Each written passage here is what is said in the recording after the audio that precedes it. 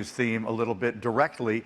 Jaron Lanier is going to be up here in 1 second, and he's going to talk for a little while. Then he's going to be, and he is, I think, not only a technologist, but also an artist, to going to the point that was made earlier by Benjamin of synthesizing culture and technology. He's somebody who does it intrinsically in his self as a musician and also a programmer and an engineer and a scientist. And he will then be joined by venture capitalist Steve Jurvetson, who's deeply involved in some of the most innovative companies in the world, including SpaceX and Tesla, among others. And then Sir Colin Blakemore of the University of London, who some of you have seen in other sessions here, neuroscientist and philosopher, will also be on stage. So it's really a conversation ultimately between the three of them that's going to be kicked off by Jaron talking about whatever he wants to talk about for the next 20 minutes. So Jaron, please join us out here, and I'm eager to hear what you have to say. Hey. So, the music, okay. So, how many people heard me talk last year here? So, I think I have one agenda that's been requested, which is that I recap and summarize as much as possible that talk, which I gather was found to be interesting. And this relates to my book, Who Owns the Future? But then I also want to sneak in a little video and report of the most recent research on virtual reality, which is amazingly fashionable again. So great fun for me. All right, so the talk last year concerned the question of sustainable technical culture. And particularly economically sustainable technical culture. The primary example that I found communicates a concern and a potential solution has to do with automated language translation. I'm currently a researcher at Microsoft Research, and one of the things we pride ourselves in is advances in natural language translation. We have live translation in Skype Translator, for instance. So there's an interesting history to language translation, which is very long ago, there was, and by that I mean the 40s and the 50s, there was this fantasy that a perfect little algorithm would be invented by very smart mathematicians that would become essentially intelligent, and all you do is feed it dictionaries and it would be able to translate between languages. People tried to do this year after year after year after year. It never worked. Then in the 90s, researchers at IBM's labs had a breakthrough, which we would now call big data.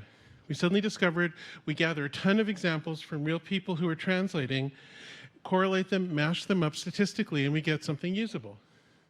I think it's fantastic. I think it's amazing that we have these convenient automated translations, even if they're not perfect. They're often useful. Fantastic. Wonderful innovation. Love it. But here's the interesting thing. We're still riding on that old fantasy of this perfect little algorithm that no longer needs people, whereas in fact, we still need to scrape the efforts of all the human translators who we rely on by the millions every single day. And the reason we have to do that is that slang, current events, fashion, habit, all these things shift in the culture every single day. And if you don't keep on scraping the results of real human translators, your automated translations start to suck. So what does that mean? It means that human translators are not buggy whips. They're still needed. That the automation isn't quite really automation according to the old fantasy of AI, but something different. And yet, we don't even, in general, inform the people whose information we're scraping, much less pay them. Now, my approach to this question is not moralistic. I'm not going to get involved with what's fair or what feels right. I'm not going to get involved in the spiritual question of whether these people are experiencing some sort of weird Marxist alienation or something. I just want to ask the basic question, whether we're screwing ourselves. That's the question I want to ask, because if we can't tell the difference between algorithmic innovation and just figuring out how to pretend that other people didn't do work. If we can't draw that line, eventually we're defunding the people who are our own customers. So we screw ourselves. So to me, this is a very practical matter. It's not the first time this has come up in human history. It's not the first time it's come up in the history of capitalism. An extremely famous example is Henry Ford insisting that factory workers, not only at his own factories but elsewhere, be paid a decent wage so they could afford to buy cars. This is a market economy. This is not some kind of zero-sum game we're playing. We need enough people to do well. We need a bulge in an economic, we need a bell curve of economic outcomes to have this big bulk of people to buy our stuff. And my concern is that our fantasy of not needing people, our sort of false fantasy of automation is undermining that in the long term. Not just yet.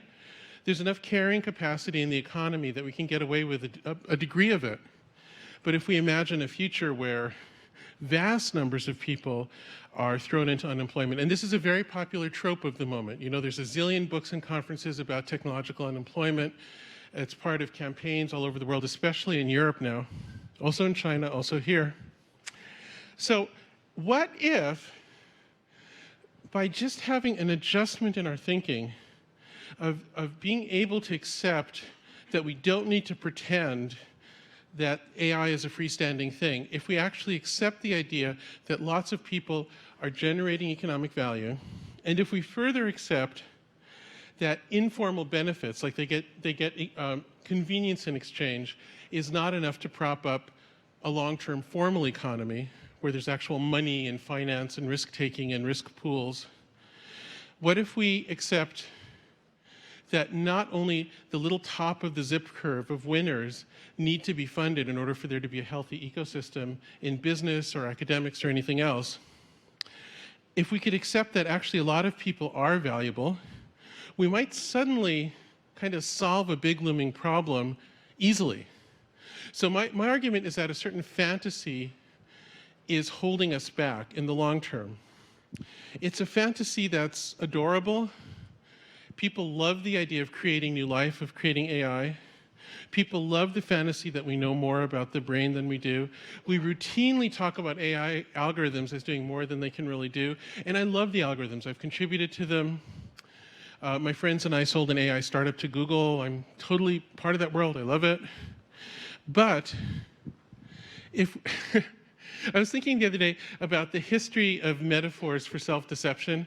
There's the Shakespeare "To thine own self be true," but during the bootleg era, during Prohibition, there was "Don't drink your own whiskey," and there's another one I like from the '90s, a famous rap tune, "Don't get high on your own supply."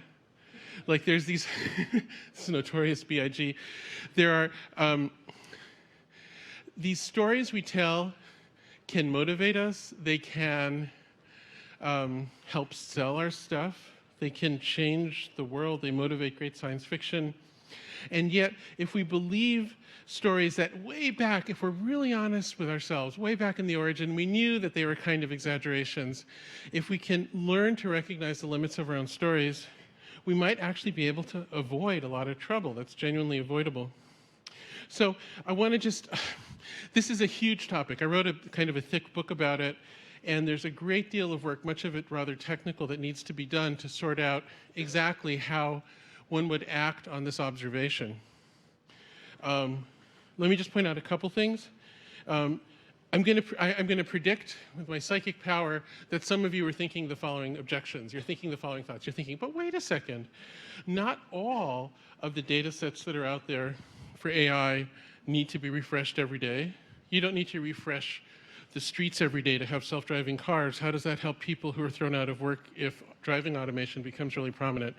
Well, the answer to that is that over time there ought to be more and more new data sets, more and more new cloud services, more and more new big data services that come in and replace those ones that no longer need to be refreshed every day. This is a matter of kind of optimism on my part. Maybe it's unjustified, but I see there being hundreds, thousands, tens of thousands of new applications coming up on the cloud. And of those, a portion will need to be refreshed all the time. A portion won't. There's some economic mechanisms that might be brought into play where very rarefied occasional updates to a data set might become better paid as it ages and needs fewer of them. There are all kinds of little mechanisms that might make this work. Anyway, this is, as I say, it's a very big topic. The basic idea is, let's actually pay people who contribute. Let's acknowledge value in the formal economy and not just in the informal economy of barter and slums, if we're going to have a formal economy at all. Very, very simple idea.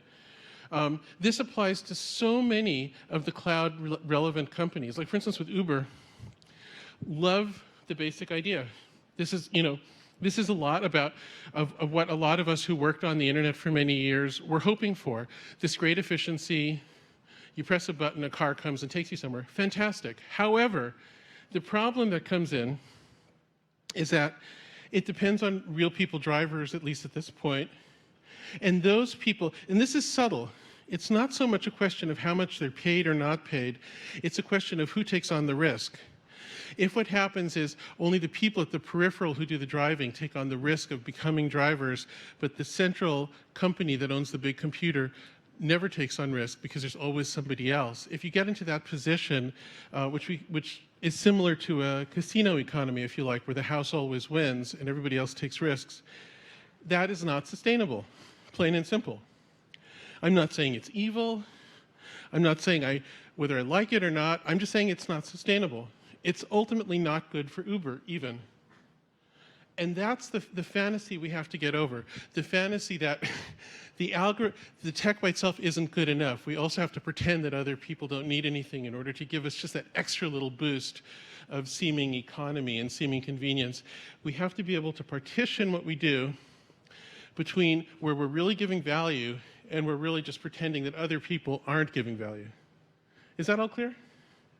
I hope so. I don't know. So that was the topic of last year, delivered perhaps with a little bit more fire and much more specificity. I hope that summary does something. So now, what I'd like, you might have questions, and you can ask them in a second in a panel context. I want to totally change gears and talk about virtual reality. So, 100 zillion years ago, I was very active in virtual reality. I made up the name, and I had the first startup and all that, and shipped the first products and did all these early apps, and it was so great. And then in the last few years, there's just been this incredible resurgence of VR, of course. We're shooting this that's a VR camera. Yeah. Hey there. Okay, so you don't have enough depth of field to be able to handle this, do you? So maybe you do. I don't know. Depends what's on the other end of it. So in my view, the history of virtual reality development is kind of segmented by little advances. So the very first head-mounted display tied to computer, Ivan Sutherland in the 60s, who did amazing, astonishing work, invented computer graphics and interactivity in one giant swoop. I mean, just unbelievable. What my group did in the late 70s and early 80s was make it social, network it. So we put multiple people at a time in a virtual world. So you had avatars, you could see each other, and we had to make the first motion suits to be able to track people for that. And we also made the first commercial products. Right now at Microsoft, there's an effort underway you've probably heard of called HoloLens to bring out the first, well, it's not actually quite the first, but it's the first self-sufficient, generally practical mixed reality device where you see the real world and added virtual stuff that stays anchored to the world. So that product is going to come out initially in a developer version, but the little piece of undone work was social mixed reality, having more than one person at a time in a room looking around and seeing shared stuff. And this had been done in little ways. There was a demo at University of Washington some years ago, but as far as just being able to walk around and just have stuff that's there that everybody sees and can interact with, that hadn't really been done. So over the summer, I gathered a batch of doctoral candidate interns, and we did it. And the way we did it, I decided to try something kind of nutty. There's been a ton of money flowing into virtual reality. But in a way, I kind of missed the old days where you just work with simple, minimal resources and your brain and a lot of hard work, and then you push things. And we did it that way. I had them grinding their own lenses. We started from scratch.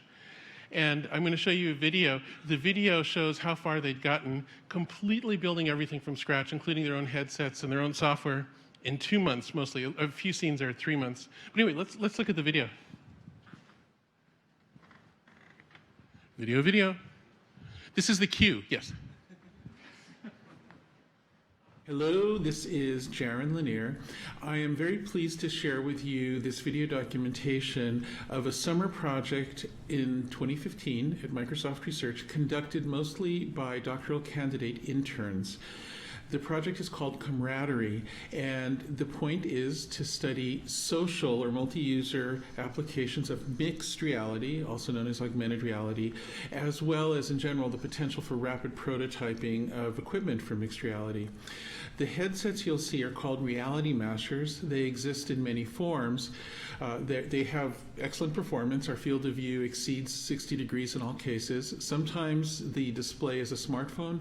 Sometimes it's a little display attached to a gaming laptop and a backpack, but it's always untethered. Our trackers are sometimes OptiTrax, sometimes other trackers. What I want you to appreciate is that this entire lab started from scratch with nothing, and just 2 months before this filming. So this is 2 months of work. The optics are mostly due to Josh Hudman. The frame for the reality map and the mechanical engineering for the Reality Masters is due to Patrick Therian. It was 3D printed. You can hack in mixed reality and get great results quickly. So I hope you enjoy this. I'm interested in how people can interact socially in mixed reality, whether they're in the same space or whether you're interacting with someone in a remote location. What's cool about mixed reality is that you can see your real body interacting with virtual objects. What's even cooler is that you can interact with somebody that's not in the same place that you are. So, for example, they could reach out and touch your avatar's hand, and then you could see that touch appear on your real body. Mixed reality is usually a single user experience, and we're trying to change that. How can people share the mixed reality experiences and collaborate with each other? What happens when you have the ability to share objects and collaborate with other people? With the tools that we are developing, we are enabling those interactions, and we are answering those questions. Let's say you're a developer and you're used to working at your desktop, but what if your workspace could extend beyond your desktop? Imagine if your work could be streamed directly from your desktop into the room around you. Imagine an integrated development environment that you could walk around in. That's the project I'm working on. This project is about visualizing energy propagation. With appropriate sensors, a propagation model, and a 3D model of the environment, you can visualize how energy propagates using the system. Currently, we're demonstrating the system for sound energy propagation. Here you can see Jaron playing his Irish flute and sound energy propagating from him. I'm interested in developing a mixed reality platform for doing mathematics in the future with voice and gesture input. By shifting from a blackboard to a 3D environment, we can use a spatial distribution of the mathematical objects to improve multitasking, speed up our understanding of the results of calculations, as well as enable mathematicians to collaborate in real time on the same problem. Additionally, we can also visualize non-trivial geometrical structures. Our project used mixed reality to augment a kid's playroom and to enrich the connection between physical and virtual objects. We created an experience in which any object, like a building block or a toy car, can be augmented and played with. Some of these blocks become houses with a road between them. Another block is used as a steering wheel to control a virtual car. The mixed reality environment allows kids to play together. Even if only some of them are wearing a headset, the experience can still be shared.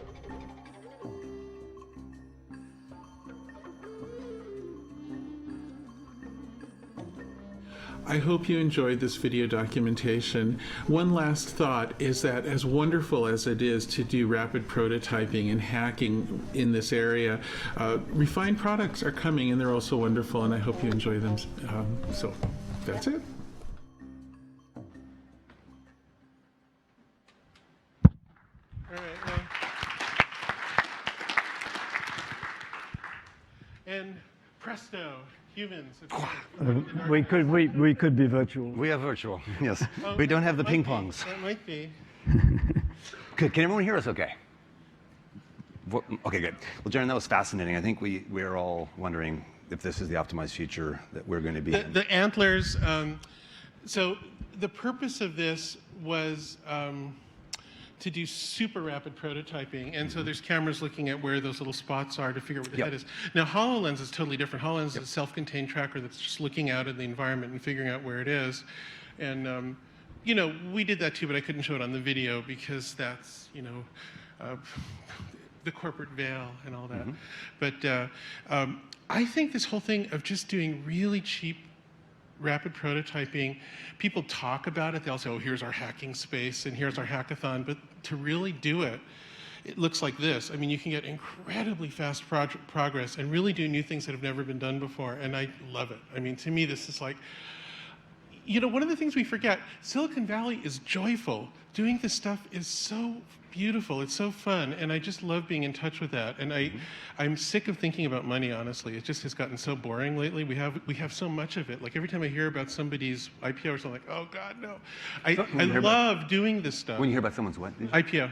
Yeah. Oh, yeah. You know, not that we've heard that much recently, yeah. but, you know. So, Jaron, before we go to the panel session, I'd love to hear some of Colin's thoughts about the future and the broader subject of optimizing the future. But as a transition, let me see if I can understand some of what you just said. Being at a technology, economy kind of fused topic conference, it seems quite topical to think about the future and how the nature of work and the distribution of income and the spoils of our labor might be distributed. And one might say very abstractly that a question is raised around perhaps the never-ending march of technology-accelerated rich-poor gap, perhaps. Whether or not you've identified the cause, there might be something happening. Now, if we look at your specific example, it seemed like you honed in on some of the learning algorithms and learning machines that underlie deep learning, that underlie machine learning, et cetera. And there have been many talks prior at the conference about that. And I'm curious, if you focus on just that and put aside the bigger question, which may or may not be, this may or may not be the prime driver of it, well, how far back do you go? I mean, would you argue that the people who taught the humans how to translate Mandarin to English should also be compensated in this tree? If you design, as you begged in your question, a general purpose learning machine, does that restructure the economics of learning and information sharing, the recombination of ideas that is the economy at its fundamental core? You know, the answer, I'm going to just be brutally honest. Every working society is to some degree based on lies. You know, we make an arbitrary cutoff. We say these people will live this way. This is our convention. We come up with just some way to get by. We pretend it's perfect. We pretend it's optimal. We pretend it's morally justified. But to some degree, you just have to decide something. So I think the quest for some kind of Platonic perfection where you have this perfect algorithm that decides what everybody's contribution is worth will just bring you nothing but hopelessness. The key is, I'm kind of a Keynesian in the sense that we have to accept we don't have enough input information or enough wisdom, and probably no being hypothetical, you know, entity could ever have this much perfection. We don't know enough to make the economy perfect. What we have to do is we have to have a sense of goodwill and correct it from time to time. And I think the Keynesian style of correction for a future digital economy would look a little different. I can talk about that. I think it has to do with changing the balance of marginal versus average pricing for people's contributions. And I think that might be adjusted by some body over time. But that sounds like a lot of work in a planned economy. Economies, listen, you have to do the work if you want to be free. You can't have some kind of automated perfect society. That's like a fool's game. So, but at any rate, the point here is that you need to have a distribution of outcomes in a society that has enough of a chunk in the middle. Whether we call it a middle class, that's got some baggage to it, and it's different in different parts of the world. But the point is, you can't have a zip curve of outcomes and have a sustainable economy. Then what you move away from a market economy, and it degrades. And you know, I don't want to make Marx into a truth teller. I'd rather make him a liar. And the way to make Marx a liar is to adopt systems that keep a kind of a chunk in the middle. And the only way to do that, I believe, as Keynes very, very well argued, is sometimes with a little bit of fudging, you know, a little bit of goodwilled, open fudging, but we have to be able to adopt to that. And I think we can make it as technocratic and as unfudged as possible, but we have to recognize that can only go so far. Interesting. Well, I'd love to spend the next hour on that topic, and I know you've written a whole book on it, but there are many things that may be of interest here, so let's stir up the pot a bit and then go to the audience for Q&A. But perhaps shifting to Colin, I could start with an open-ended question, which is, what do you think about what we just heard? Or how about something completely different? Yeah, we heard about two very different things, about populations, about employment, about the economy, and then at the end, virtual reality. I must say, I enjoy enormously thinking about both of those things, but don't see a resolution in terms of applications and value to either of them. I mean, virtual reality is so exciting, and as a research scientist working on human perception, it's an incredibly powerful tool. I see for the games industry, it's a wonderful economic opportunity with finite limits. But beyond that, what do you see as being the values of virtual reality? So how many times do you think I've been asked that question, and for what period of time? Once per conversation. It's funny. I've been asked what's the value of virtual reality for at least 40 years, which is great. And the answer has to shift over time. So the first thing to understand is that there's a quiet, kind of boring world of established industrial virtual reality applications that are so well established that they might be overused. A great example is surgical simulation. So I had the honor of being able to co-create the first surgical simulator with Dr. Joe Rosen at Stanford Med in the 80s. And lately, we've been seeing meta-studies showing that evidence that surgeons are overtraining on simulations now. And so, this just comes back to this. There's no such thing as a perfect technology. I'm sure we've saved many lives, but ultimately the lives are saved by the good use of the technology, not by the technology itself, right? Which is a critical distinction. That's everything. And then as far as the new stuff, oh, God.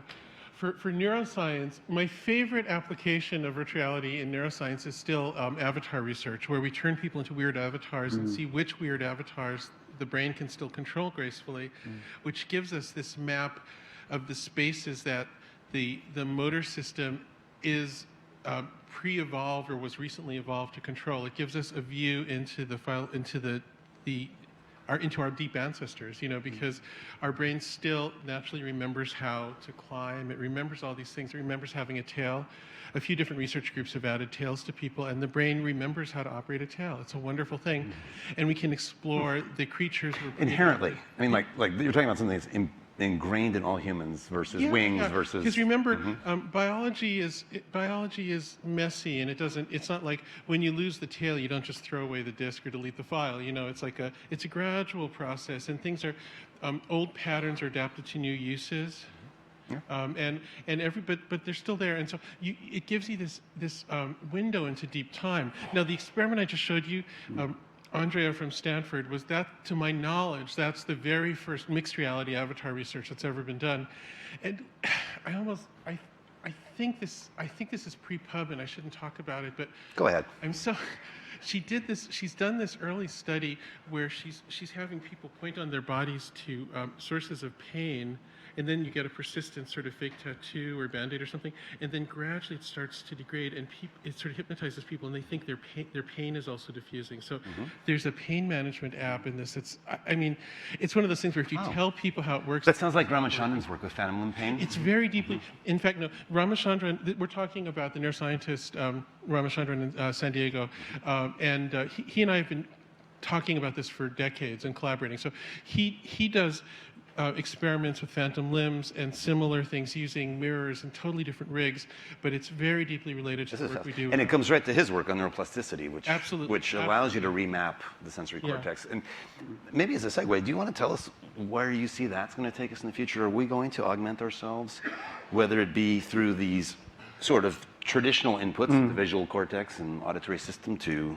induce placebo effect? Or? Well, I think the starting point for that question has to be the fact that we are augmenting ourselves through the whole of our lives. We call it education. We're changing the structures of our brain, either just through interacting with the environment around us, which contains information, which through our sense organs impinges on our brains, and certainly at critical phases during the development of the brain, restructures the brain very, very rapidly, matching the characteristics of the brain to the statistics of the environment. That makes a lot of sense. But beyond that, there are lots of phases of different sorts of adaptive, and in some cases maladaptive, brain plasticity, which enable the brain to reorganize in response either to new challenges, like learning a new task, learning to play the piano, play the violin, or whatever, or to problems like, say, having a peripheral nerve that's cut or losing a limb. I suppose one of the most, from my own area of work, one of the most dramatic examples of that is the way in which the brain can reorganize in blind people, particularly if there has been some visual experience early in life, so late onset blindness around the age 3, 4, or something like that, where the programming of the visual parts of the brain by visual input has already happened. So the visual input has developed its coding properties and representational properties. If such a child then becomes blind, and it's not uncommon, around age of 4 or 5, retinitis pigmentosa, for instance, then something like a third of the total area of the cerebral cortex is left without its normal input.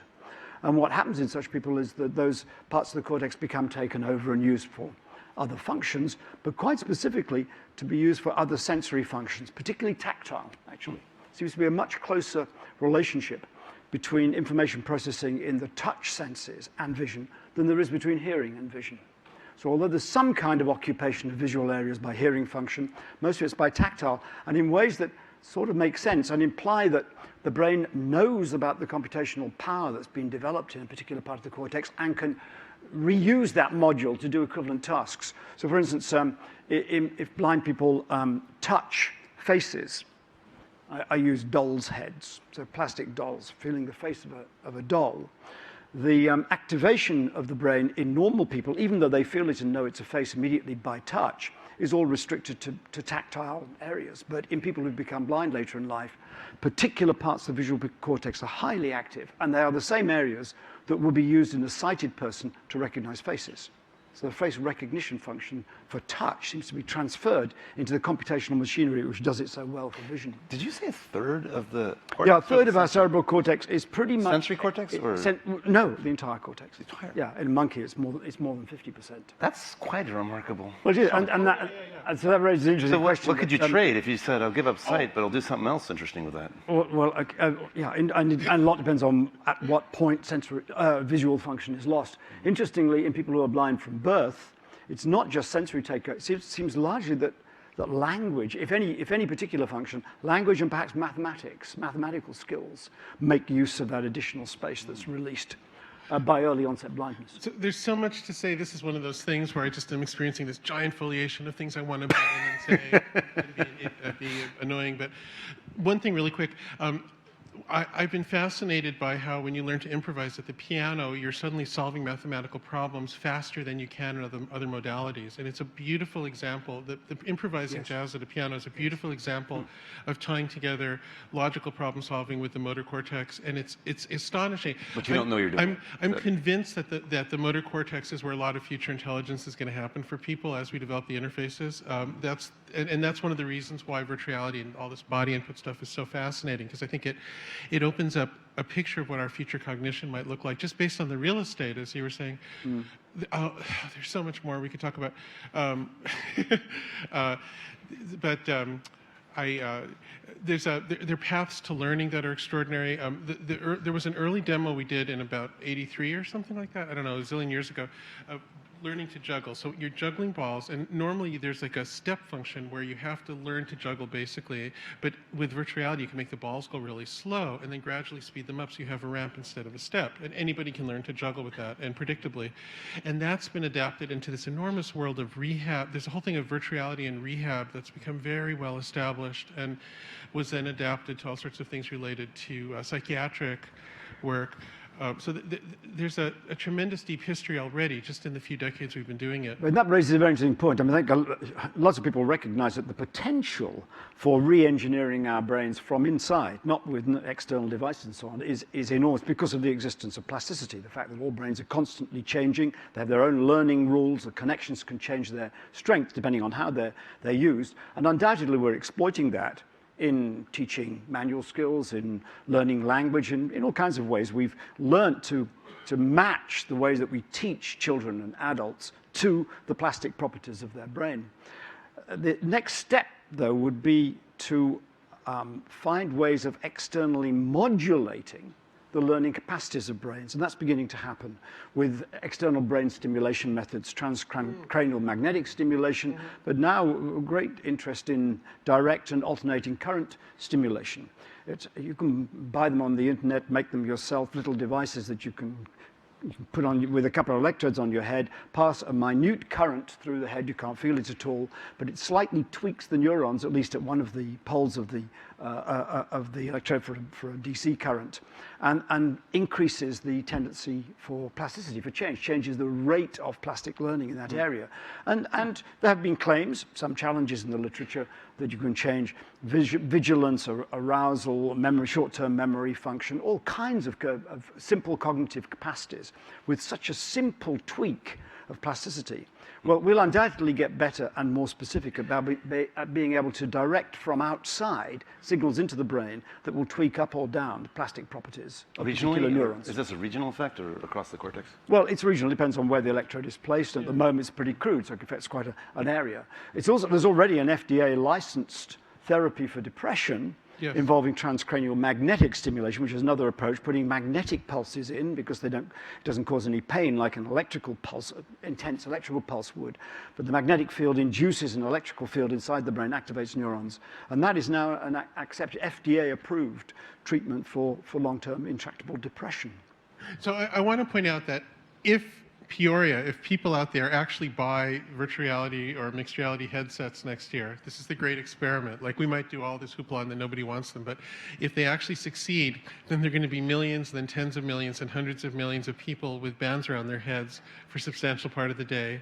And those bands will be real estate, eventually populated by their devices. High electrodes, yeah. And then, but one thing I want to propose, we need a coinage. We need a good Latin word for the incredible magnetism of overclaiming knowledge of the brain. Isn't it called hyperbole? But it's a good Greek word. It would be yeah. Because everybody who does this work overclaims what they can do. And the thing is, I'm a great believer in exploring this path, but I'm also a great believer in honesty and feedback, because that's the only way you can actually get anything done. And I have found it is impossible for any commercial activity related to the brain to not overclaim. How about, I'm aware of no counterexample. But how broadly is that generalized? Would that include also AI and related fields? Oh, hell yeah. Oh, no, AI. Listen, AI started as a cute thing. Like, I mean, back in the old days, my great mentor was Marvin Minsky, who was just so infinitely generous to me. And, you know, back in the early days, I mean, like, it was sort of believed. It was also sort of funny. I mean, it was like people have taken as gospel these things that started off as kind of charming experimental ideas. And this is the don't get high on your own supply thing. You know, like, we have to remember some of this stuff was kind of made up and kind of had a bit of a charm to it, and we're taking it too seriously. There were some pretty exaggerated claims had at MIT in the early days about 10 years to produce human-level intelligence. Yes, but there was a sense of irony. That's the thing, is that there was a humor about it. Like, well, he put a chill in the whole field for decades, right? With some of his senses of the ultimate limits, right? Not for everybody. I mean, it was it was extraordinary. We did Sebastian Thrun and I did a tribute to Doug Engelbart at a venue at Stanford a while ago, and some of the old hands, but not that old, at the Stanford AI Lab are still angry about that old supposed divide between the interface people and the AI people. But the original AI people, the original people, did have a bit of a sense of humor and open-mindedness, you know, and it's crucial to not lose that. That's so important. Well, I don't want to get too down into if we may, the personalities, not everyone in the room may relate to those war stories from the 80s, but as you look from today forward, I would say there's a renaissance going on in deep learning. You know, neural networks warmed over with a nice new name, and frankly, well, do you not deny that they're doing some pretty amazing things? If I was going to rate the value of better data sets versus better algorithms, I think our improved data sets are probably a bit more important, and we're getting the better data sets because of all these connected devices and all these personal devices. So I think right now we're having more of a revolution in data than algorithm. I think the deep learning movement is valuable. I think there are a lot of wonderful. How would you tease that apart, though? I mean, it's not easy. I mean, and nobody really asks that question. But I gotta tell you, AI is still pretty damn crude. I mean, if we didn't have these big data sets, it wouldn't look like anything. I mean, like, you could just, like, you can ask the counterfactual. Like, if we got rid of the big data, would the algorithms do much? No. If we use different algorithms, the interesting thing is you see different groups using presumably at least somewhat different algorithms on similar data sets, and they get similar results. And like, for instance, if you, there's Not an ImageNet. I mean, what? I mean, some of them are maybe toy problems, but like ImageNet, nothing is, I mean, it's like game Well, over. Right? I mean, like we have a kind of a friendly competition between labs like the Microsoft Research and Google on things like automated scene description, and sometimes one's ahead, sometimes the other's ahead, and they're using slightly different techniques. And the truth is, it's the algorithms matter. I don't know how to express a ratio, but my sense is the quality of the data set's a magnitude more important at this point, something like that, which is not to say that the algorithms are unimportant. It's just to say that we have to have a healthy sense of proportion for how much work there, like, let's put it optimistically. We're just at the barest beginnings of understanding the algorithms. We've just had a massive improved flood of data sets that are pretty good. So that's just where we are right now. And we should be careful. We should be a little modest. It helps. Let me, if I may, because I want to leave some time for audience questions. I want to ask each of you separately, and you may have different answers to this.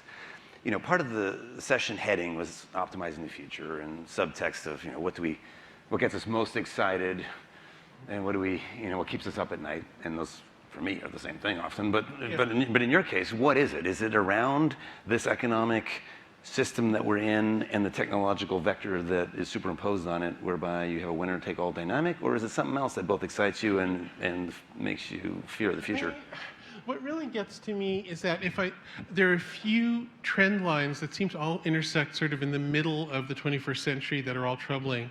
The food supply is one of them, energy is another, climate change is another, and then this economic issue of so-called technological unemployment, which I think is just based on misunderstanding technology, but as I hope I described at the beginning. But anyway, all of those things kind of converge at about the same time, which is, roughly 20 years from now, 30 years from now. And so I'm worried about us going through a narrows where if they were all kind of at distinct times, we'd have one at a time to solve, but I'm afraid we're going to hit them all at once. And that's a very difficult configuration. And so the economic thing, if it were happening on its own, I'd say, oh no, hey, climate's way more important, food's way more important. But the problem is all these things are kind of hitting at the same time. So we have to. Which one do you think hits us first? Do we sort of, as a society, cut our teeth on, weapons of mass destruction and bioweapons, on, rogue, learning algorithms run amok? What do you think hits us first? I don't think it's going to be climate. I mean, we know climate's important, but it's not going to be the first thing that hits our shores, right?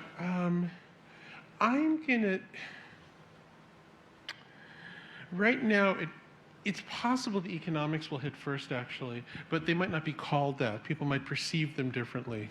They might say, oh, this is social instability, it's religious fundamentalism, it's tribalism. It'll have different names, but I think at core, it might just be that the world is filled with young people, the developing world and the emerging new big nations, China and India. They're filled with young people, many of whom the thing that the story I always tell, I'll tell two little anecdotes. One is the night when there's that amazing uproar in Tahrir Square and everybody's saying, oh, it's the Twitter revolution or whatever. And I remember saying, but those people won't have jobs. Twitter can't give them jobs. We need a whole circle, we need the whole solution or the thing's going to fall apart. And that thing, that notion of that, like they can taste the power of technology, they can taste modernity, they have access to information, and yet it can't quite work. The social instability that could result from that, I think, is the first wave, but then that's irrevocably connected to energy, climate, food. One of those could provoke it. Imagine like a water shortage in Brazil creates a dichotomy between those who live and those who don't based along those kinds of axes. It could be the sparking event, right? I mean, I think it all, obviously that's the problem, is that these things are all happening at the same time. Yep. So I think right now, technology is at the same time that we make education available, we make the potential benefits of that education unavailable. And what I mean by that is, if we make education freely accessible to people, but there are no jobs for them to become professors, so that you can have an education infrastructure and educational institutions on site in whatever location it is, then we're not completing the cycle. There has to be an economic component that actually works for people on the ground.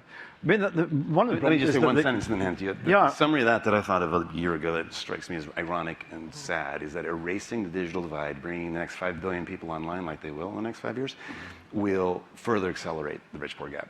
because more people will be on information economy substrate globally on a globally competitive basis. But let's hand it to you. As you think about the future, what keeps you up at night? What excites you, or both? Well, to continue the same line, I mean, a lot of the problems that we can imagine happening are highly predictable, and nearly all of them are problematical. The directions of change are all in rather negative trajectory. Problems of food supply, climate change, population, and so on. But the biggest potential disturbances, of course, are things that are not easily predictable. I mean, Europe at the moment is convulsed with the problem of the influx of refugees from Africa, and particularly from the Middle East.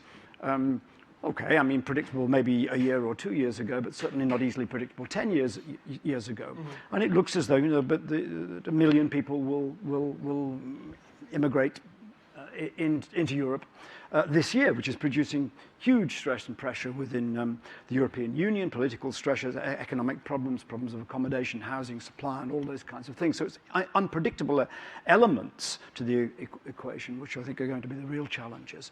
But I mean, you're quite right. I mean, the perfect storm of the combination of problems of food supply, water resources, climate change, population effect, and so on, which we're likely to experience in the next two decades, are extremely worrying.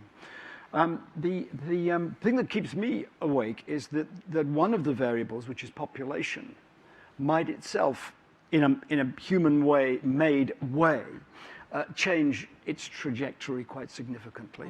And I worry enormously, and have some professional interest in this, because I am a part of a scientific group that advises Legal & General, which is one of the biggest insurance and pension providers in the UK, about the science of longevity. The fact is, with people, we've got accustomed to the idea that we're likely to live longer than our parents did, certainly longer than our grandparents did. And if on the basis of data available, life expectancy with some little perturbations called wars, has been increasing by about 7 hours per day on average since 1840, which is when serious records began. And interestingly, I mean, a lot of that change is accounted for by well-established facts. I mean, availability of cleaner water, better sanitation, more reliable food supply, dealing with infant mortality, introduction of antibiotics, anesthetics, vaccination. All of these major steps in the progress of public health and medicine clearly play in to that generalized increase in life expectancy which human beings have enjoyed. I mean, what's surprising from a mathematical point of view is that it's so incredibly linear at this 7 hour per day function. And it isn't stopping. I mean, the UN did studies in, I think, 1960, 1970, not in 1980, might in 1990, involving panels of experts to try to predict how this pattern of decreasing mortality and increasing life expectancy was likely to pan out. And at each stage, they predicted there would be a little increase and then it would plateau within a few years, and it didn't. And the next prediction said the same thing, and it didn't. They've given up predicting now because it just goes on increasing. And the increases, since the major problems of early age that could be easily dealt with by public health and medicine have already been dealt with, then the major gains now are amongst older people. So the section of society which is benefiting from the major increases in life expectancy are the over 60s, over 65s. So men in the UK, men over the age of 65, which is to be traditional retirement age, and as far as governments are concerned, more significantly, the age of qualification for state benefits, state pensions, therefore a big drain on social resources. Life expectancy was pretty static from the introduction to the first pension bill by Lloyd George in 1908 until the late 1980s. It was 11 years. Average life expectancy after the age, if you made it to 65, you had 11 years on average. Suddenly in the late 80s, it started to accelerate. And it's actually accelerated. It's an accelerating function, not even a linear one. We're now gaining something like 3 months a year. And males over the age of 65 are gaining 3 months of extra life on average per annum. Part of that is due to better medical treatments for the problems of chronic disease, heart disease, particularly cancer in that age. But interestingly, in the UK, it's largely, 50% of it's accounted by reduction in smoking. So that's going to last a limited lifetime. Obviously, that plays into life expectancy, but it's very, very significant. But if that goes on, even the natural changes in longevity, we face huge demographic problems in terms of the balance between the older population who are less and less able to work, even though the political pressures for them to continue to do so increase, but are less and less able, in print because of the difficulties of old age. Therefore, a decreasing ratio of young to old, decreasing ratio of productive to unproductive, and the total growth of the population, which is increasing the demand on the resources that we have. I mean, this is a real time bomb. Throw into that the promise of some scientists for a super pill that will simply extend life expectancy automatically by interfering with some molecular mechanisms, which we begin to understand for controlling the aging process. And it seems to me that it's just a time bomb sitting for Well, I humanity thought that was to deal with. what you're excited about. This sounds like Well, I'm excited. deeply I'm on our excited mind here. because it's Let's get that problematic. pill. Excitement isn't always a positive emotion. I know. It's a good. Oh, it took a while to sink in. I should say, going back to the economics, that if we were to acknowledge that work in the information space can have formal benefits and that everybody shouldn't just do everything for free, that they might actually benefit from it, that might address a little bit of the economics of aging as well. Oh yeah, because of the information work. I mean, I think we're going to see tremendous advances in treating dementia, for instance. And so I think we'll start to have a lot of people who are older and might find a form of living in a digital economy, provided there is a digital economy that acknowledges that they exist, that they're not just there to be measured and manipulated. When you start to bring up the lights so we can switch to audience questions, and while we're starting to do that, I think what you say, Jaron, makes sense. That if we can extend neuroplasticity and have information work for all, it's certainly not the case that we're going to do physical labor in the future during a living. I think he's too enthusiastic to be given the microphone. That's a great idea. How about her? Let's go with Mary Lou. No, you're denied. We're going with Mary Lou. Sorry, Jaron spoke. Yeah. No? Terry Sianowski. First, no control. A footnote to what Colin has just told you about the aging population. I think it's actually very good news because I am over 65. But the bad news is that the incidence of Alzheimer's increases dramatically as you get above 70. And by the time you're 80, it's like 50% of the population will have Alzheimer's, which makes it even more difficult for the society to really absorb all that. $200 billion a year is going now toward maintaining Alzheimer's patients. But I have a story and a question for Jason. Jaron. Yeah. Sorry. It's all right. Happens all the time. Okay. So this is the error correcting code that went into all CDs, was invented by Gus Solomon and Irving Reed back in the 50s. They couldn't get it published because the decoding required too much computation that couldn't be done, but they eventually got it published. And then computation magically got to be very cheap, and it was put into every CD. Okay. So he never got a penny for it because it was way past any patent. And he did get an award from the IEEE, which was awarded for this wonderful invention. And he had to go to Atlantic City to collect it. When he got back, he realized he actually lost money on the deal because he had to pay for his airfare. So here's the question. Why don't people who develop algorithms get some residuals for every time the algorithm is used? Oh, that's such an interesting idea. So back... No, I mean, sorry if I seem too excited by this. No, he was too. He was excited. There's an unexplored idea, which is exactly that, residuals from your code running. And so there's, there's a popular idea that sort of had its roots in MIT with people like Richard Stallman in the early 80s, who I used to know at the time, and I was where you make the code open source.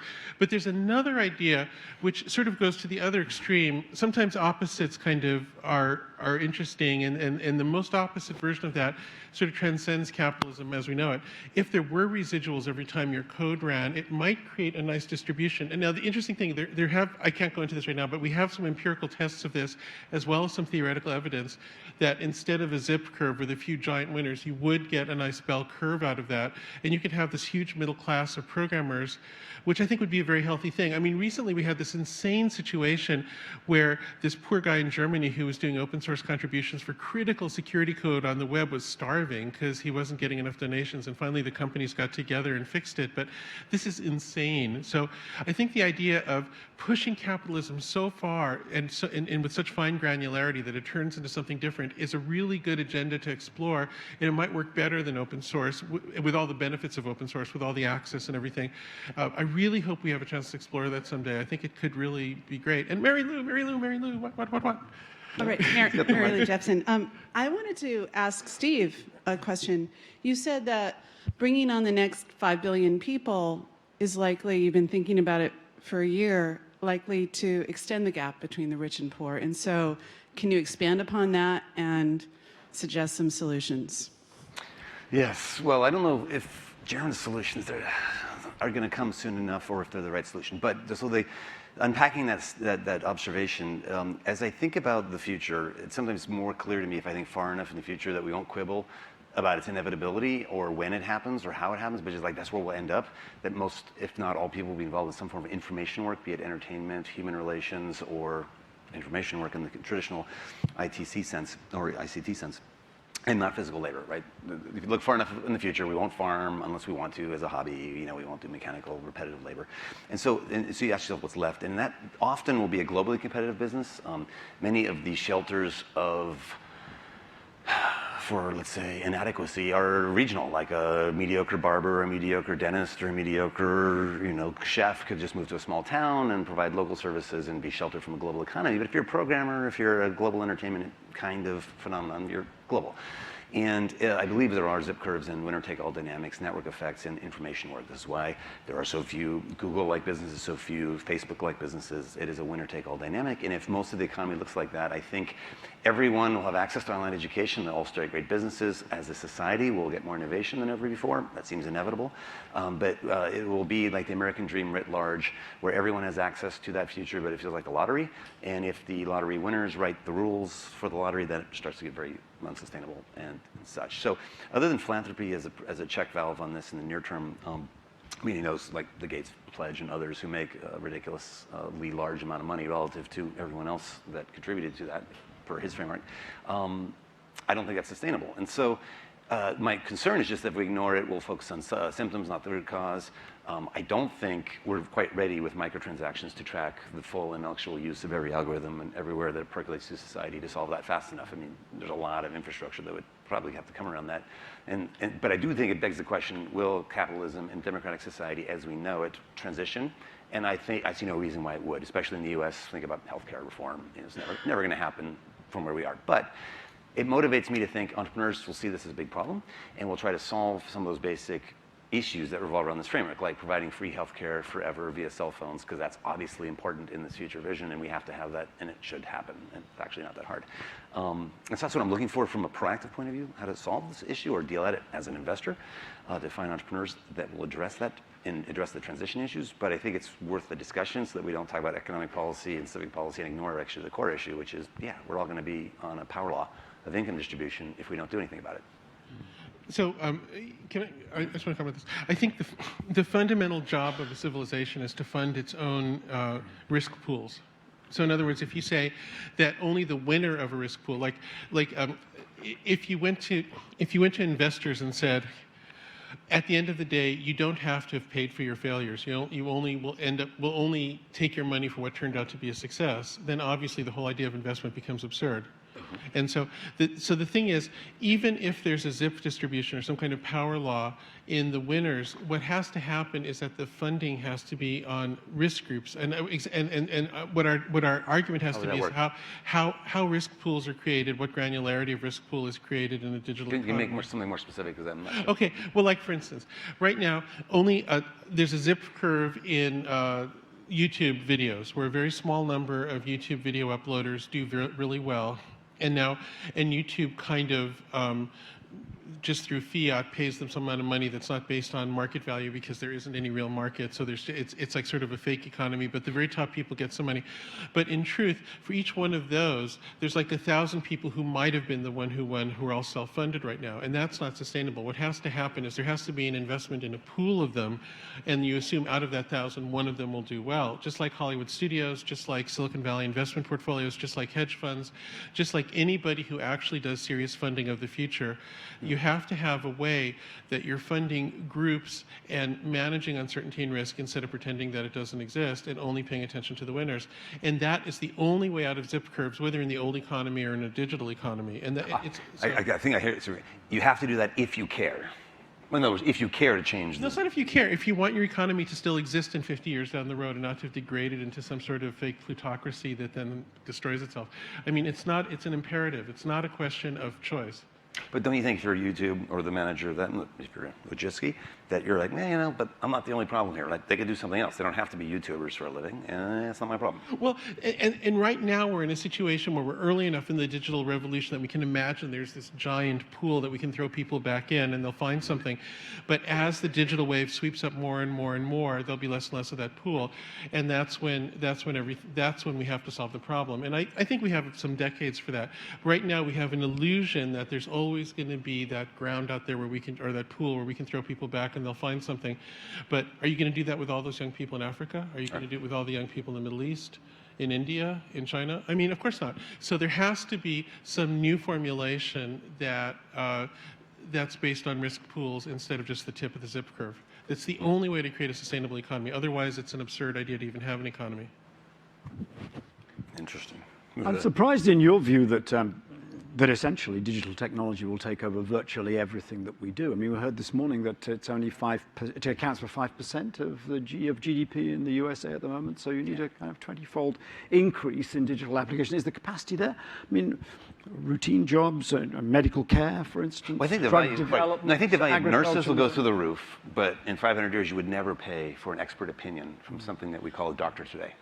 But you want good bedside manner. You pay for that. Yes, you pay for it. But I mean, if you can't, but I mean, like again, look far enough ahead. Do you think anyone's going to do farming? Look at the arc in the developed world, and then it's just this hop, skip, and a jump. Yeah, you could do it for fun, but you're not going to do it to earn a living. Oh, you know, I think the accounting is a little screwy. Like if you say, well, we're 15% is spent on healthcare in the U.S., roughly speaking, that's the cliche. But then you look at, of that, where does it go? And it's like, we have this bizarre... Most of it goes in the last 3 weeks of life.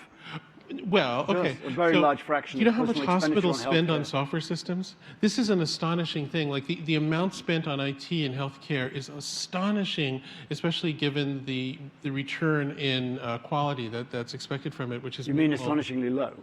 Astonishingly high. Really? Oh yeah. I mean, my God, you should know. This is something I've been on the warpath about because it's a long story. But I was my wife was in surgery when the hospital software crashed at a small hospital that had spent almost $1 billion on its most recent, $1 billion, that was, by the way, that was $1 billion on software installation based on 1970s client-server architecture. It's just horrific. And I mean, it's an abysmal money pit, and it's hidden in the figures.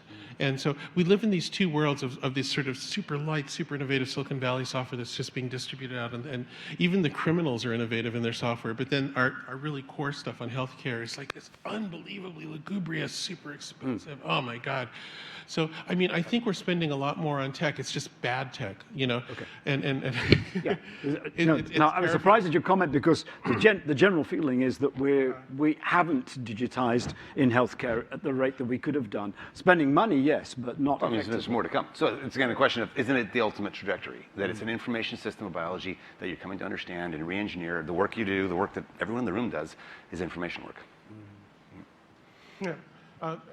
Hey, I'm Patrick. So since we're talking about the future, one major theme of the 21st century that's going to determine how we structure our economy and how we're going to solve those problems is the interplay between hierarchies and networks. And because of the software revolution, for the first time in history, networks are able to dominate hierarchies. So I was just wondering, how do you see those sort of two institutions influence the future? Yeah. Did you just make the claim that networks can dominate hierarchies? Well, in some regard, they already are. I would dispute that, absolutely. I mean, what I see is a much more hierarchical present than we had fairly recently. I mean, we have near monopoly status for the Silicon Valley companies. We have digital stuff creates this new kind of monopoly. I think you're just wrong. Your premise is just not borne out. No, I think we have well- all this rhetoric about networks overpowering. Like basically, it's like all these people on social media will say, "Oh, we're powerful, we're overcoming things," but then it's a proprietary social media company. I mean, we have like. The one that they, and I have nothing against this company, but the particular one that they often say that on is the first public company controlled by a single person, you know, and so it's absurd. It's not necessarily bad. I'm not giving a value judgment. I'm just saying that we have this whole noisy mythology that's total bullshit. Can I say that here? And it's like the don't drink your own whiskey thing I was talking about. It's great if you want to believe it, but let's just remember that it is actually bullshit. I mean, come on, look at the world. It's not necessarily a bad thing. I'm just saying, like. Well, I it's not real. disagree because technology is disproportionately beneficial to the poor people, and the rise of individuals in the 21st century is unparalleled to like anywhere in history. Poor people have more mobility, they have more power, and I think that's going to change. And in that regard, it's not bullshit, I think. And that's what I was trying to talk about. And I think these are like serious topics which can't just be dismissed by saying it's bullshit. No, I really have I perceive the factual status of the world differently than you do, and I agree. I don't mean to be flip about it. It's just I simply disagree with your perception of the world. I think there are isolated places that agree with your I've talked for 30 seconds. How can you know what my perception of the world is? Because you're saying, I mean, How about this? Give us an example where you think a network has dominated a hierarchy. Just kind of. I mean, I don't agree or disagree. I mean, like, what's a good example, though? Well, for example, like you know, I grew up in Germany, and without technology and the networks, I would have not been able to come to the U.S. and do a lot of things. And I think a lot of individuals would not have been able to live certain futures if it wasn't for these networks. It doesn't mean that hierarchies do not dominate networks. In many ways, they do.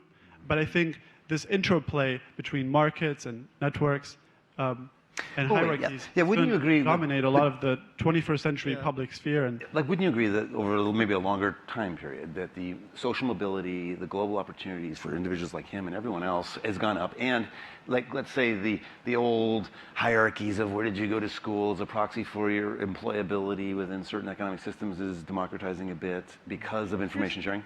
Here's my observation, and it's if there's a technology that improves people's access to information and their ability to network with each other on a non-hierarchical basis, and they can own this is crucial, and they can own their own information, then they benefit. And I'll give you two very strong examples of that. One is the initial rise of smartphones in the developing world, which I think was an incredible win for world development, indisputable. It's the strongest example. But the key thing there is that the people own their own information. You see, in an economy, differential information is what gives you a unique market position. And so they were able to empower themselves because the information was actually owned by them on the little smartphone. It was pre-monopoly networked, and that's really crucial. Another example is the rise of the PC, where people own their own information awkwardly on these little disks and stuff. But that created all these mom and pops with little, and that was also an unequivocal win. And so if you want to predict which information system will cause ordinary people to rise, look at who actually owns their information. And if they get to own their own and make decisions, they'll have unique economic positions, and suddenly you'll see them rising. It's a very simple test. Very interesting. So you'd argue the cloud services, where many of the modern examples that we all think of as the big internet darlings in the U.S. are in fact owning so much of their users' data sets. Yeah, like what you see, for instance, on artists on social media, you see this incredible.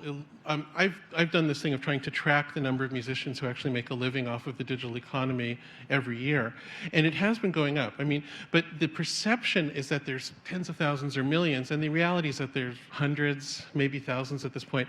It's a very, very tiny world of people who are at the tip of a zip curve, and it's not even that dramatic of a tip of a zip curve. It's still really only sort of a middle class. But you compare that to the traditional economy, and the numbers were I mean, at the turn of the century, there were 500,000 recording musicians making $100,000 or more, according to tax data in the U.S. Alone. So that's the world. That's like a General Motors or something that went away, or some giant thing that went away, and we have this little tiny thing, but there's this illusion that there's a lot of people, because it always feels just out of reach. It's like so close, because you're just at the edge of the zip tower, and so you think you're there, you think you're there, you think you're there. You mean the folks that think they're going to hit it big? They think they're there, but very, very few actually do. And whether that's on YouTube or any of the online streaming things or anything like that. And so there's well, anyway, this gets back to some of the other ideas we talked about before. So it's absolutely true that you can create empowered networks that make people rise up as long as they can have unique data positions, that they own their own data and they can act on it and have differential value in a marketplace. If it's all controlled and calculated by some algorithm at the center who's just allocating them and enjoying the tip of the zip curve and letting everybody else fund their own risk, as is typical today, then it will not work. And so that's where the distinction is. Sounds like we haven't really factored in an information age economy into, we just marched from a physical goods. I'm sorry I was so hard on you when you asked the question. It's just that I've had this conversation for so many years with so many people that I think I probably didn't react to you as decently as I should have, and I apologize for that. I really do. No, but I still think I have a point, because the system of nation states that sort of originated with the Treaty of Westphalia in 1648 and that sort of we've had since then is surely going to be challenged in the 21st century. And one way it's going to be challenged is because of the rise of networks. Are you with the Pirate Party in Germany? Would you vote? Or who do you, I don't know. I love German politics and cyber politics. I've had a lot of connections with Germany in the last year, and it's an amazing scene. It's really interesting. Like, actually, in a lot of ways, you can go to like a cyber cafe in Berlin, and it's more buzzing with political fervor than any place in Silicon Valley. It's a remarkable moment in Germany. Why? I think it's a really interesting question. I think there's a combination of things going on. There's this question of whether the European project can work or not. There's all the new technology coming in, and the Berlin scene in particular is good at making startups, something that people don't realize. There's actually a lot of... I think it's a delayed reaction to unification. I think that's actually, yes, absolutely.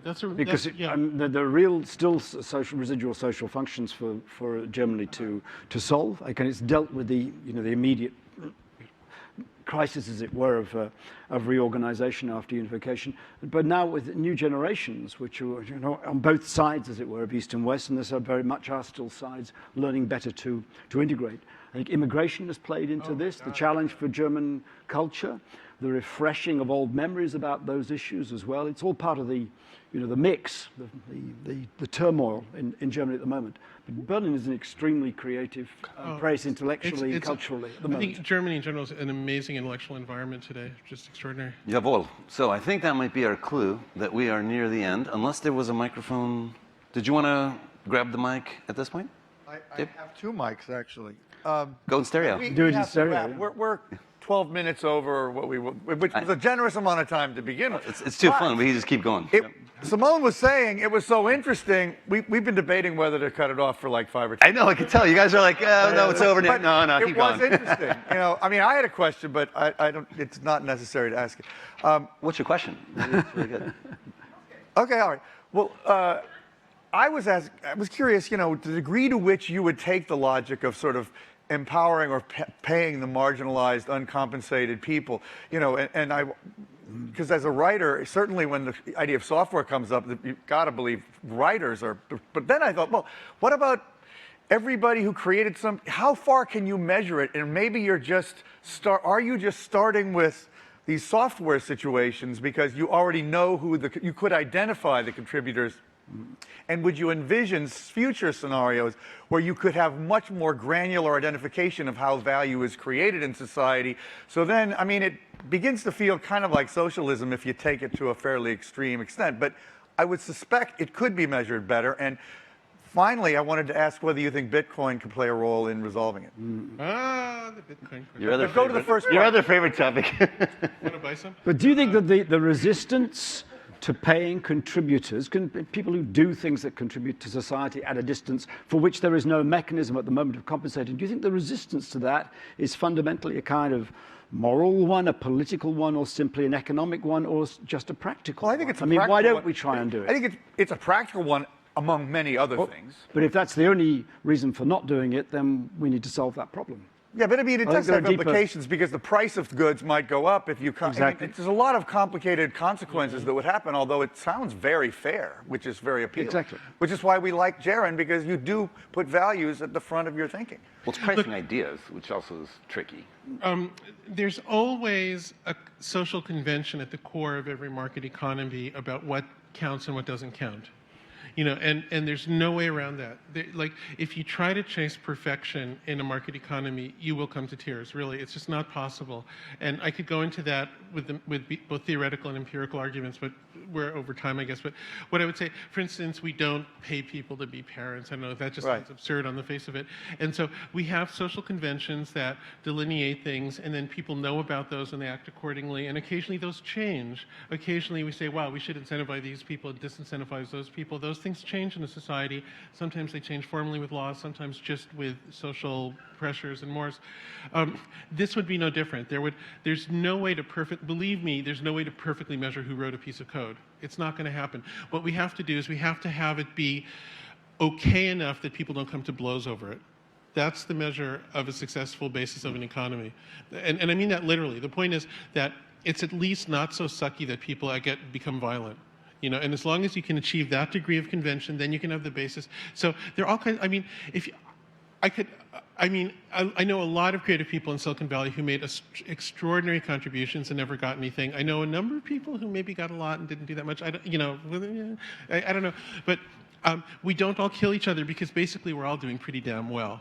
I mean, that's just the bottom line, is that, you know. In this society, yeah. Yeah, in this, I mean, anybody who complains about their status in Silicon Valley really has a problem. Like, we're doing so good, you know, and so, all kinds of people are doing great. So, but, you know, if we could get the world to that state where it might be a little unfair, but basically everybody's doing well enough to not come to blows, then I think we'll have enough mental space left to deal with climate, water, food. But you do think more granular measurement is possible. And sophisticated compensation schemes are possible. And I can go into the technical side of that, but right now, any sophisticated operating system, any sophisticated hardware chip is making judgments about what software processes are running. There's already monitoring going on that could provide the data to do statistically meaningful estimates of which code is running. Yeah, but I'm just trying to take it beyond software. We can do this efficiently. We know how already. Okay. There's neither a code No, but beyond software, I mean, how about ideas? People come up with a breakthrough idea, the algorithm, the process, the new advance in deep learning that gets used by everyone. I think there's... And it's like throughout the entire economy? There's a technical process that isn't completed yet of trying to come up with a technical description of a pricing mechanism in a future sustainable, full-cycle digital economy. I've engaged with a bunch of different economists in different ways to try to do that. It's not done yet. What I'm hoping... I don't know if we'll actually do this. My current thought, I've refined it into 10 unsolved problems, and what I'm hoping to do is get an anthology together of papers of people approaching each of the 10 problems so that we can have a statement of where the technical roadmap is for things to address this. It's a big chunk of a thing to discuss. It's a technical problem. It would be a social communication and political process of extraordinary magnitude, and I should say, I'm very open to easier alternatives. There have been a lot of interesting discussions between people interested in the sort of thing I'm talking about, of making a more sort of complete and granular digital economy versus the much simpler ideas, or supposedly simple ideas like basic income. But I think if you look do people know what I'm talking about? This is a popular idea, particularly in Europe lately, that you just basically pay everybody a living wage, and it comes out of a data tax. So, like, Google would be taxed like crazy in Europe, and then it would turn into welfare to everybody so nobody would starve, and then we just kind of live with that. I think that's a disastrous idea. I think that would rapidly fall apart because there'd be a small committee of people who would be in charge of channeling that money, I mean, we see again and again that overly socialized systems become magnets for corruption. Yeah, it's like Stalinism or something. Yeah, I think so. I don't think that's. I think that would feel good for the first 6 months, and then it would get sour. That's what I think would happen. And I think we can look at many examples from history to teach us that lesson. But nonetheless, you look at it and it just looks so much simpler. And you say, oh my God, this guy's talking about all these algorithms and all these distribution curves and everything. Save me, let's just do basic income. And that's a natural reaction. I get that, but I just don't think it would, I don't think it would work. I think we got to wrap. But I think we've proven that reprising Jaron with Steve formally integrated instead of in the first row and adding Colin was really a good idea. So thank you, all three of you.